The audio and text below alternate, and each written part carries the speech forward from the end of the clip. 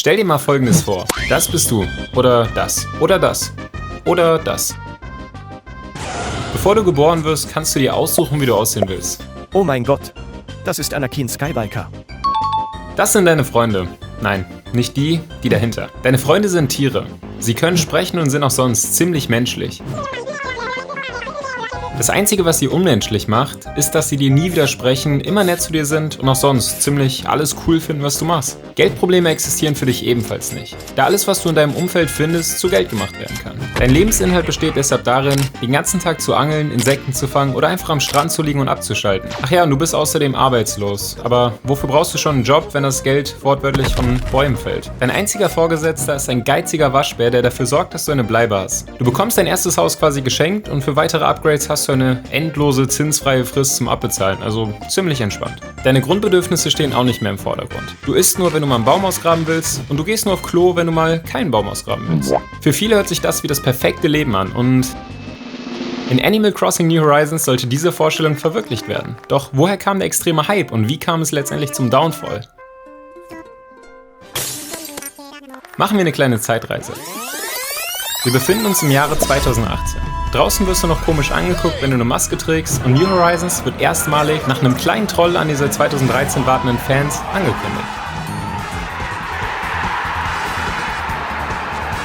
2019 soll es also erscheinen. Wann genau? Keine Ahnung. Reisen wir ins Jahr 2019. Okay, scheinbar nichts passiert. Animal Crossing ist noch nicht da. Nintendo will sicherstellen, dass die Entwickler sich nicht zu sehr stressen und trotzdem eine gute Work-Life-Balance haben. Total verständlich. Außerdem wollte Nintendo kein halbfertiges Spiel rausbringen. Dieses Argument ist ein bisschen schlecht gealtert, aber dazu später mehr. Der Hype wurde durch die Verzögerung jedoch nur umso größer und die Fanbase ist wortwörtlich explodiert, als dann der 20.03.2020 als offizieller Release-Termin vorgestellt wurde.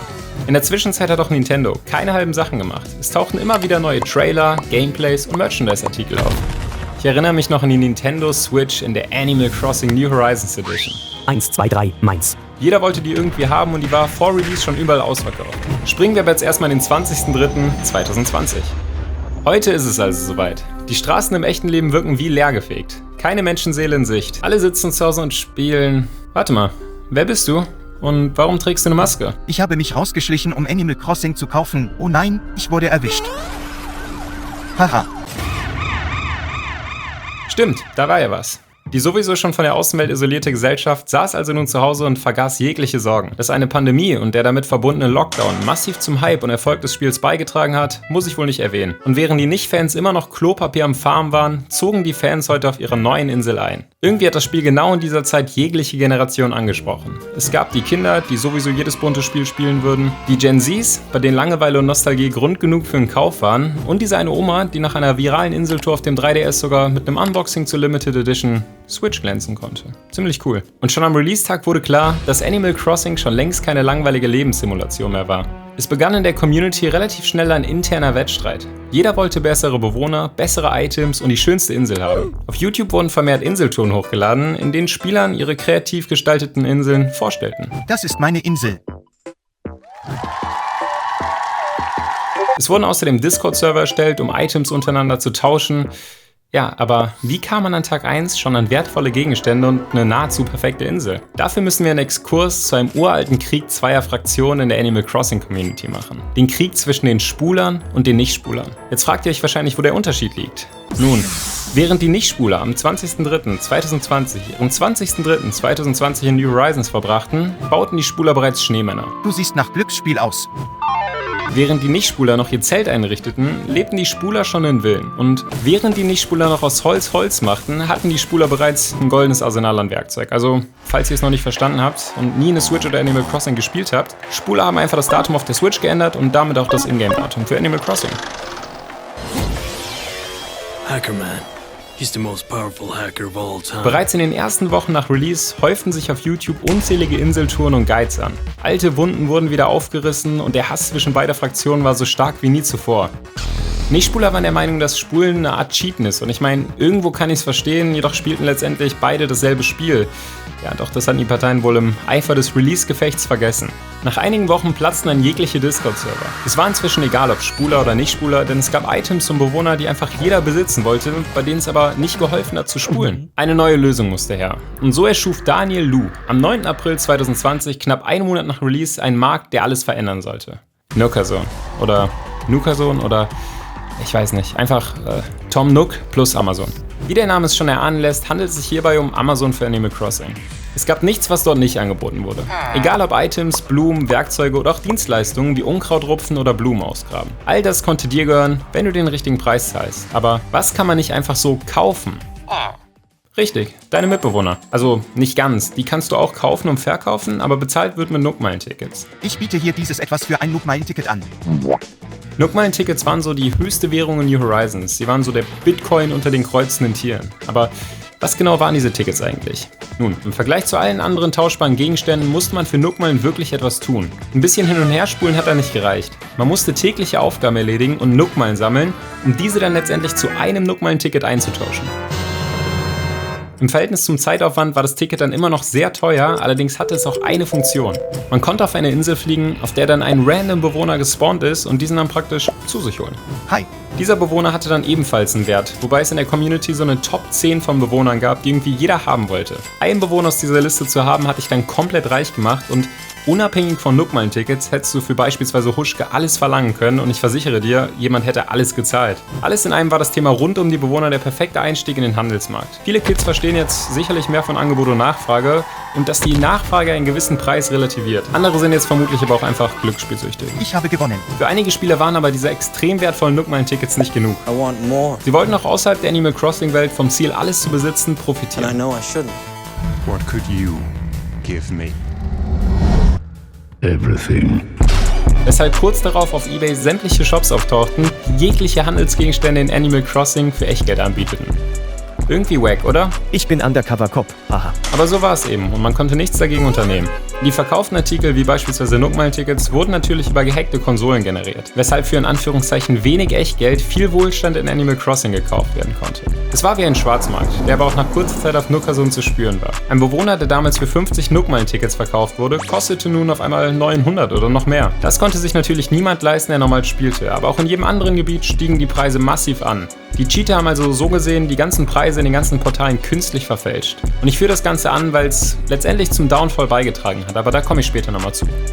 Die Community hat also zum jetzigen Zeitpunkt, etwa einen Monat nach Release, schon so ziemlich alles gesehen, was es zu sehen gibt. Der Hype war allerdings keineswegs vorbei. So langsam fing die Community auch an, die Vollständigkeit des Spiels zu hinterfragen. Es wurde relativ schnell klar, dass viele Funktionen aus alten Animal Crossing-Teilen fehlten. Und so antwortete Nintendo mit Updates, die genau diese wiederbringen würden.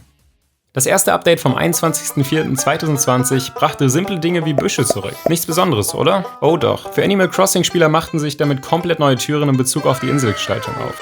Die Büsche waren allgemein sehr gefragt in der Community und deshalb war der Hype durch das Update umso größer. Neben den Büschen lieferte das Update auch ein Museumsupgrade und es konnte jetzt zusätzlich Kunst gestiftet werden. Ziemlich cool, aber so gesehen nichts Neues, da selbst New Leaf auf dem 3DS all das schon ohne Update beinhaltete. Als nächstes folgte am 3. Juli 2020 die erste Welle des Sommerupdates. Ich gehe schwimmen. Hier bekamen die Spieler dann 3 Monate nach Release erstmalig die Chance, die Gewässer rund um die Insel zu erkunden und ja, mehr nennenswerte Neuerungen gab es jetzt nicht wirklich. Igitt, eine Alge. Die zweite Welle des Sommerupdates folgte dann am 30. Juli 2020. Nun konnte man auch am Wochenende Feuerwerke genießen und nachts von anderen Inseln schlummern. 2 Funktionen, die die 3DS-Version auch von Grund auf dabei hatte. Das Schlummern funktionierte jedoch fast genau wie auf dem 3DS. Diese Schlummerfrau hatte zwar keinen eigenen Laden mehr, aber dafür ist sie aufgetaucht, wenn der Spieler sich ins Bett gelegt hat. Ziemlich cool. Danach kamen noch viele kleine Updates, die aber letztendlich nichts wirklich verändert haben. Am 30. September erschien dann beispielsweise ein Halloween-Update, was lediglich ein paar neue Items und Events mit sich brachte. Es gab dann noch ein Winter-Update am 19. November, ein Frühlings-Update am 28. Januar und ein Super Mario-Update am 25. Februar 2021. Und jetzt war es soweit. Knapp 1,5 Jahre nach Release sollte es erscheinen. Update 2.0. Die Erwartungen in der Community waren riesig, denn es gab immer noch offene Baustellen. Alle warteten auf weitere Laden-Upgrades, da bis zum jetzigen Zeitpunkt Stufe 2 die höchste war. Die Theorien wurden immer kurioser und das ist nicht ohne Grund, denn in jedem alten Teil der Serie war der anfängliche Schuppen von Nepp und Schlepp am Ende ein gigantisches Kaufhaus. Jetzt gebe ich meinen Gewinn aus. Oh, ein Schneemann. Dann kam es also am 4. November 2021 raus und Ja, vom Laden-Upgrade keine Spur. Dafür hatten die Spieler aber wieder einen Café, wie in jedem Teil zuvor. Und es gab wieder Geroiden, wie in jedem Teil zuvor. Dafür gab es jetzt aber Yoga, obwohl, warte mal, das gab es schon vor 20 Jahren. Die einzige richtige Neuerung war es, dass man jetzt kochen konnte und für, ich glaube, 20 € das Happy Home Paradise DLC kaufen konnte. Cool, jetzt habe ich es 7-mal. Hier muss ich allerdings sagen, dass das auch schon mal gab, es aber in New Horizons viel besser integriert ist als in vergangenen Teilen. Danach folgten keine nennenswerten Updates mehr und der Spaß am Spiel nahm für viele ein Ende. Aber wie konnte es so weit kommen? Wieso hat ein so gehyptes Spiel so sehr an Interesse verloren, während es doch immer wieder Updates gab? Widmen wir uns also nun dem Downfall, welcher komplexer ist, als ich anfangs gedacht habe. Ich habe die vorhin angeführten Themen nicht ohne Grund so ausführlich angeführt. Alle 3 Oberthemen sind letztendlich der Grund für sowohl Hype als auch Downfall. Die Corona-Krise hat dafür gesorgt, dass, wie zuvor erwähnt, viele Menschen sich nach einem Ausgleich zum langweiligen Leben in der Pandemie gesehnt haben. Animal Crossing war das perfekte Pflaster auf der Wunde, doch Oh, Corona ist vorbei. wozu braucht man ein Pflaster, wenn die Wunde geheilt ist? Ziemlich poetisch, oder? Das habe ich mir gerade ausgedacht und ich war selbst überrascht. Mit der Resozialisierung nach Corona und der Lockerung der Maßnahmen verschwand in den Menschen auch die Sehnsucht nach einer fiktiven Welt, in der sie alle Alltagssorgen ausblenden können. Für viele war Animal Crossing dadurch kein Ausgleich mehr, sondern vielmehr eine Art Stress, weil sie nicht mehr vorankamen und sich eine viel zu hohe Messlatte für ihre Gestaltung gesetzt hatten. Das Spiel hat auf Dauer viel zu viel Zeit in Anspruch genommen, die vielleicht in der Corona-Krise da war, jetzt aber nicht mehr. Außerdem ist das Internet mit der größte Grund für den Downfall. Die Motivation, alles zu besitzen, ist zwar gut, sie wird aber hinfällig, wenn man mit ein paar Klicks alles besitzen kann. Mit Seiten wie Nukason wurde den Spielern viel vom Spiel genommen. Und ja, auch wenn jeder Spieler für sich selbst entscheidet, kann ich euch garantieren, dass der Spieler, der nach vielen Stunden seinen Lieblingsbewohner auf einer Insel findet, mehr Freude empfindet, als der Spieler, der sich für ein paar Nookmeilen-Tickets kauft. Allgemein ist durch die ganzen kommerziellen Shops die Motivation, etwas selbst zu tun, stark gesunken, weil alles so greifbar war. Zu guter Letzt müssen wir uns auch noch die Fakten seitens Nintendo anschauen. Und da wird relativ schnell klar, dass die anfangs erwähnte Release-Verzögerung aufgrund davon, dass sie kein halbfertiges Spiel rausbringen wollen, ruhig noch etwas länger anhalten hätte können. Ich meine, ich bin mit euch eben die Updates durchgegangen und ich habe selbst beim Recherchieren gemerkt, wie extrem unfertig das Spiel eigentlich auf den Markt kam. Mit dem letzten Update hatten die Spieler eigentlich die Version, die zum Release hätte erscheinen sollen. Alle weiteren Updates wären dann zwingend neuer Content gewesen und hätten die Spieler mit Sicherheit auch happy gemacht. Schlussendlich kann man sagen, dass New Horizons echt Potenzial hatte und es auch ein echt super gutes Spiel war. Ich möchte das hier gar nicht so trash-talken oder so. Es war ja ein cooles Spiel und wir hatten eine gute Zeit, nur eben nicht langfristig. Es fehlten einfach Neuerungen und ein besseres Konzept, um diese Neuerung auch sinnvoll auf Langzeit zu nutzen. Ich habe alles verloren. Okay, ciao.